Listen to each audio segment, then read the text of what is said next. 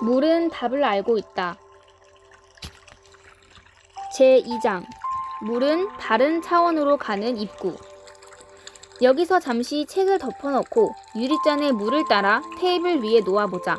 아니면 그런 상상을 하기만 해도 된다. 유리잔 속의 물은 무엇을 비추고 있을까? 방 안의 모습, 창밖의 풍경, 컵 안을 들여다보는 여러분의 얼굴. 물은 다양한 색과 빛, 모양, 풍경을 비춘다. 이제 여러분은 물의 비밀을 알게 되었다. 어떤 사람이 물을 쳐다보면 물도 그 사람을 쳐다본다. 또 여러분이 생각한 것, 여러분의 마음에 있는 풍경, 여러분이 자아내는 분위기 등 물은 그 모든 것을 기억한다. 물에 대해 좀 더 생각해보자. 너무 친밀해서 물에 대해 그다지 많이 생각해 본 적이 없을지도 모른다. 마시고 얼굴이나 몸을 씻고 요리를 할 때 사용하는 등 일상생활을 하면서 여러 면에서 물의 신세를 지고 있지만 물이란 무엇인가 하고 깊이 생각해 본 사람은 별로 없을 것이다. 사실 물만큼 신비한 성질을 가진 것도 없다. 그중 가장 신비한 것은 얼음이 물에 뜬다는 것이다. 다른 물질은 액체에서 고체가 되면 물질을 구성하는 분자와 원자의 밀도가 높아지고 비중은 커진다. 그런데 물은 얼음 상태에서는 분자가 규칙적으로 늘어서 있어 간격이 넓어지는 구조다. 그것이 액체인 물이 되면 분자는 수만 배나 왕성하게 운동을 한다. 운동이 왕성해질수록 간격은 줄어들어 밀도가 높아진다. 그래서 고체인 얼음보다 액체인 얼음이 더 무겁다. 물의 비중이 가장 커지는 것은 사도일 때다. 듬성듬성 구멍이 난 물 분자 구조 속으로 활발해진 물 분자가 들어가 가장 무거워지는 것이 사도다. 이보다 높은 온도가 되면 분자는 더 활발해지므로 밀도는 다시 낮아진다. 그래서 외부 온도가 아무리 낮아도 호수 바닥은 사도로 일정하게 유지된다. 그 덕분에 호수 바닥에 사는 생물에게는 살기 좋은 환경이 조성되는 셈이다. 만약 물이 이런 성질을 갖지 않고 다른 물질처럼 얼음이 물에 가라앉는다면 어떻게 될까? 아마 우리는 이 지구상에 존재할 수 없을 것이다. 기온이 내려가 얼음이 생길 때마다 바다나 호수 바닥은 얼음 덩어리로 덮여 모든 생명은 살아갈 수 없기 때문이다. 얼음이 물에 뜨는 덕분에 바다나 호수의 표면이 두꺼운 얼음으로 덮여도 얼음 아래에는 수많은 생명이 숨을 쉴 수 있는 것이다. 또 물에는 다른 물질을 녹이고 운반하는 성질이 있다. 이것도 매우 특수한 성질이다. 물에 얼마나 많은 물질이 녹아드는지는 완전하게 순수한 물을 만드는 것이 얼마나 어려운 일인지만 생각해도 쉽게 알 수 있다. 반도체 공장이나 제약 공장에서는 특별히 만든 초순수라는 매우 순도 높은 물을 사용하는데 이 물은 플라스틱 용기에 넣으면 바로 불순물이 섞인다. 완벽한 순수 상태를 유지하기란 매우 어렵다. 투명하고 순수해 보이는 지하수나 시냇물도 많은 미네랄과 불순물이 녹아있다는 사실은 이미 알고 있을 것이다. 물이 이런 성질을 갖고 있기에 바다에는 생명에 필요한 원소가 넉넉히 돌아 생명의 수프가 만들어졌다. 지금 지구에 살고 있는 생물은 모두 그 생명의 수프에서 탄생했다. 물은 생명을 만들어내는 생명력 그 자체다.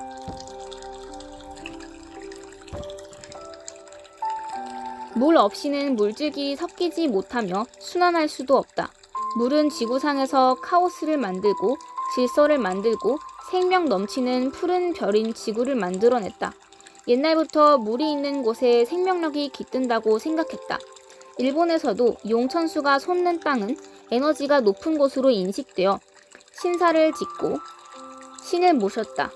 고대 사람들도 어느 특별한 지역은 에너지가 높고 그런 곳들을 이어주는 에너지의 길이 존재한다는 것을 알고 있었다. 그런 장소의 많은 곳은 지하에 깨끗한 물이 흐르고 있다. 물은 생명을 잉태하는 어머니인 동시에 생명의 에너지라고 할 수 있는데 지구상의 다른 물질과는 다른 특수한 성질 덕분이다.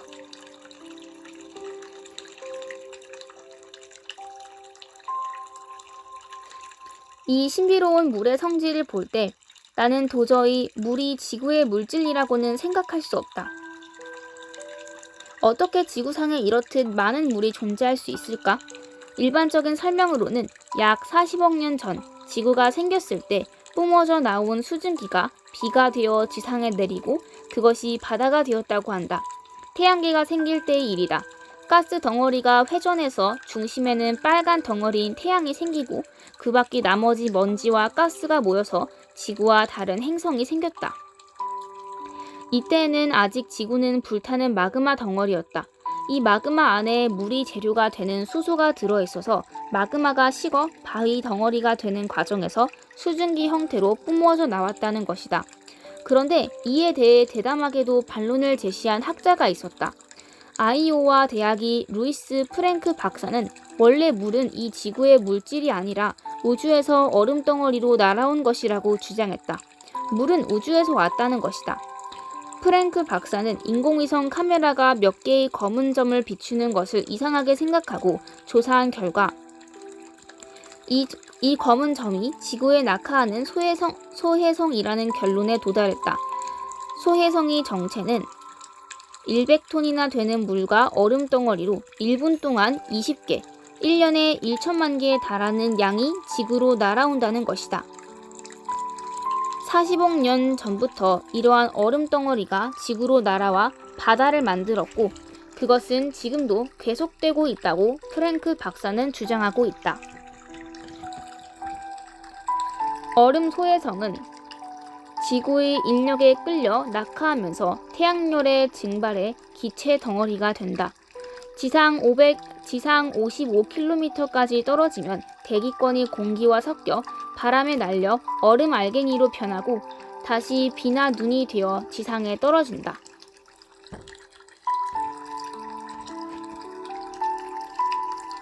몇 년 전 미국 항공우주국 나사 그리고 하와이 대학은 프랭크 박사의 주장에 신빙성이 있다고 발표해서 신문에 크게 보도되었다. 그러나 세계의 많은 학자들은 완고하게 이 사실을 인정하려 하지 않는다. 만약 프랭크 박사의 주장이 공식적으로 인정되면 세계의 많은 도서관에 있는 장서의 대부분을 고쳐 써야 할지도 모르기 때문이다. 인류의 기원부터 다윈의 진화론, 그 밖에 지구와 생명의 역사에 관한 학설이 모두 뒤집힐 것이다. 물 없이 생명이 탄생하지 않는다는 것은 주지의 사실이다. 생명의 근원인 물이 우주에서 날아왔다고 한다면 우리 인간을 포함한 생명은 전부 지구 밖 생명이라는 말이 된다. 그러나 물이 지구 밖에서 왔다는 설을 받아들이면 물이 갖고 있는 많은 신비로운 성질도 이해가 간다. 왜 얼음은 물에 뜰까? 왜 물은 많은 물질을 녹일까? 왜 타월이 한쪽 끝을 물에 담가두면 중력을 거스르고 물이 스며 올라갈까? 물의 이러한 불가사의한 현상은 물이 처음부터 지구의 물질이 아니라는 관점에서 해석하면 쉽게 납득할 수 있다.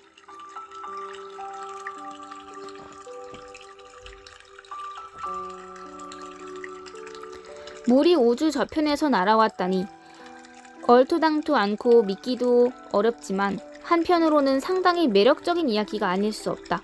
물은 저 멀리 우주에서 날아와 여행을 끝내고 지상에서 작은 여행을 시작한다. 지구로 날아온 얼음덩어리는 구름이 되고 비가 되어 지상에 내린다. 빗물은 산허리를 씻고 흙에 스며들어 풍부한 미네랄을 포함한 지하수가 된다. 그리고 용천수로 지상의 얼굴을 내밀어 강을 만든다. 강에서 바다로 흘러 들어간 물은 태양열에 의해 대기 중으로 돌아가 구름을 만들어 다시 비가 되어 지상에 내린다. 그동안 물은 지구에 있는 다양한 미네랄과 물질을 순환하는 것으로 생명을 키운다. 대기 중의 이산화탄소는 바닷물에 녹아 광합성을 촉진하고 바닷속에서 절묘한 균형을 이룬 생태계를 만들어낸다. 그런 바닷속에서 생명이 탄생했다. 지금부터 38억 년 전이라고 한다. 생명은 진화를 통해 광합성을 하는 수초가 생기고 처음으로 지구상에 산소가스를 방출한다.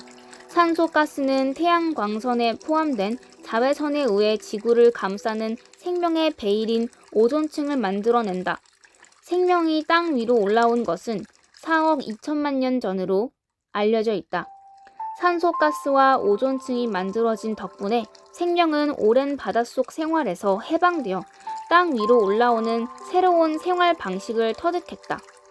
인류의 조상인 원인이 아프리카에서 탄생한 것은 불과 200만 년 전이라고 한다.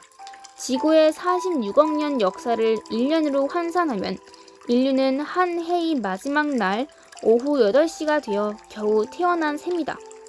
인간이 살 수 있는 환경이 갖춰진 것은 오존층과 산소가스 덕분이다. 이처럼 지구의 생명을 만들고 키운 것은 물이다. 또 물질을 녹여 산에서 강, 바다로 힘차게 생명의 원천을 운반하는 물의 역할은 그것이 특수한 성질을 갖고 있기 때문에 가능하다. 이러한 일련이 장대한 드라마는 과연 우연의 산물일까? 정신이 아득해질 정도로 오랜 옛날부터 이어진 그 이야기를 떠올릴 때마다 이 지구에서 생명을 탄생시키고 완벽하게 갖춰진 시스템을 구축해 진화로 이끌어온 위대한 의지를 느끼지 않을 수 없다. 스쿠바 대학의 명예교수 무라카미 가지오는 인간이 갖고 있는 레닌이라는 효소의 유전자 암호를 해독해 세계적으로 유명해졌는데, 생명이 갖고 있는 유전자 정보를 읽을수록 미세한 공간에 그렇게 치밀한 정보를 적어놓은 존재를 인정하지 않을 수 없다고 말했다. 그는 그런 위대한 존재에 대해 경의를 담아 Something Great 라고 했다. 물을 둘러싼 생명이 만들어내는 장대한 드라마는 Something Great 라는 존재를 고려하지 않으면 성립될 수 없다. 위대한 우주의 의지가 그려진 시나리오에 따라 생명 이야기가 전개되기 때문이다. 우주에서 날아온 물은 어떤 정보를 새긴 채 지구상에 내려온 걸까? 거기에는 지구상에서 앞으로 살아갈 생명의 프로그램이 그려져 있을 것이다. 그것이야말로 생명의 진정한 모습이 아닐까? 하늘에서 내려온 빗물은 몇십 년, 몇백 년에 걸쳐 흙을 통과해 지하수가 된다. 스위스에서 30여 년간 강물을 연구한 전 취리히 대학 교수 조안 데이비스는 강물을 현명한 물, wise water, 방금 내린 빗물을 젊은 물이라고 표현했다. 하늘에서 내린 빗물은 흙에 스며들어 흘러가는 동안 다양한 미네랄에서 정보를 얻어 현명한 물이 된다. 조안 데이비스는 현재 은퇴해서 독자적으로 연구를 하고 있는 소박한 여성이다. 스위스에서 열린 물에 대한 심포지엄에서 나도 발표를 했는데 조안 데이비스 역시 훌륭한 연구 성과를 발표했다. 조안이 현재 연구하고 있는 것은 물 처리에 대한 문제다. 가장 일반적으로 사용되는 것은 기다란 파이프로 물을 공급하는 시스템인데 그것을 지나는 물의 구조는 몸에 유익하다고 할 수 없다. 물에 높은 압력을 가하면 직선의 파이프를 흐르는 동안 물의 클러스터, 몇 개의 물 분자가 결합한 집합체, 클러스터가 파괴되어 물에 들어있던 미네랄 성분이 밖으로 유출되기 때문이다.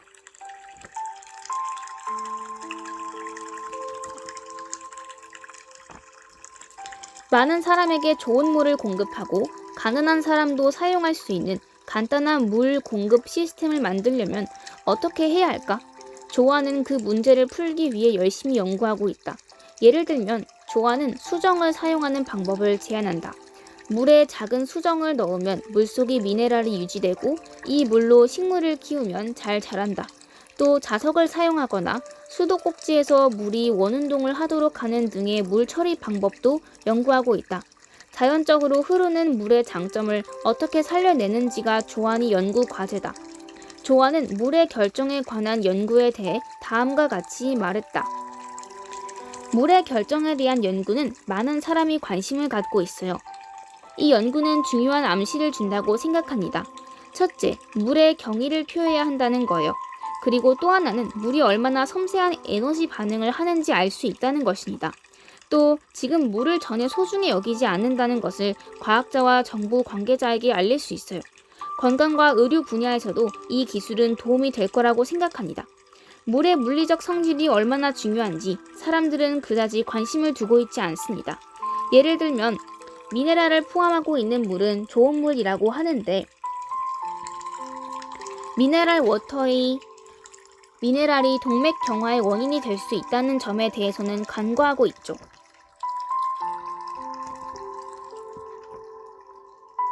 또 이산화탄소는 산성이 상당히 강하므로 이산화탄소가 들어있는 미네랄 워터는 몸에 좋지 않습니다. 어쨌든 자연에 흐르는 물이 아닌 병에 담긴 물은 조심해야 합니다. 자연에 흐르는 물이 아닌 병에 담긴 물은 조심해야 합니다. 물은 흐르고 싶어 하기 때문이죠.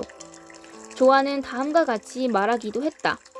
어쨌든 물을 존경하는 마음을 되찾는 것이 중요합니다. 근대에 와서 우리는 물에 대해 경의를 표하는 마음을 잃어버렸어요. 고대 그리스 문명 사람들은 물을 매우 존경했습니다. 물을 지키기 위해 다양한 그리스 신화가 만들어지기도 했죠. 그런데 거기에 과학이 나타났습니다.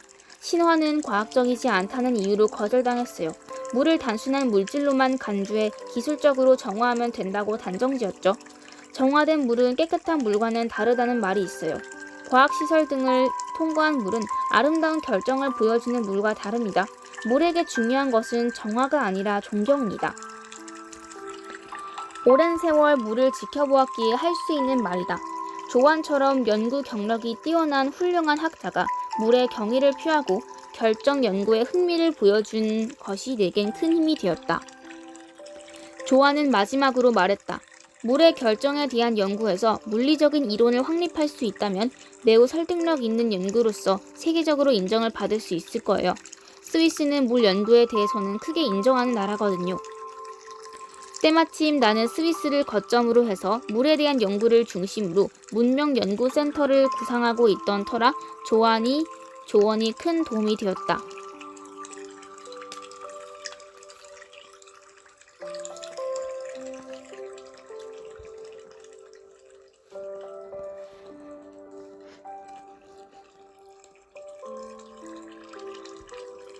물은 정보를 기억하고 지구를 순환하는 것으로 그 정보를 전달한다.